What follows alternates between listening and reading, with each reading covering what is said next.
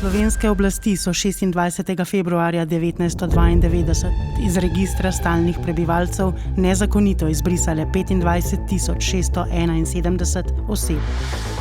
Niko Jurkas, izbrisan 26. februarja 1992, sicer rojen v Zagrebu, a v slovenski družini in je v Sloveniji živel celo življenje.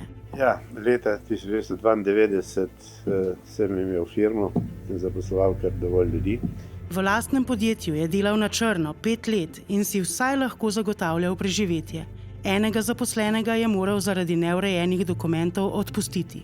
Šele leta kasneje je izvedel, da je obema življenje obrnil izbris. In sem imel poslovno potovanje v Moskvo in sem želel stari jugoslovanski rdeči pasus zamenjati za slovenskega. Na brežiški občini, takrat je bila še ena občina, so se malo čudili, da nisem tam bil noben zaveden. Čeprav so me te ljudje in jaz njih poznal od malih nog, ker so se malo kar norčevali, kdo pa si, kaj pa si, nimamo te v evidenci, kako nimate, kje si pa rojen? Ja, rojen sem v Zagrebu, ja pa 5krat v Zagrebu, boš tam dobil vse. Ne moreš to dojeti, ker naenkrat hodiš tukaj v šolo, hodiš v Veruku, slovensko, nikoli nisi nekje druge živel in je me kar neki pav.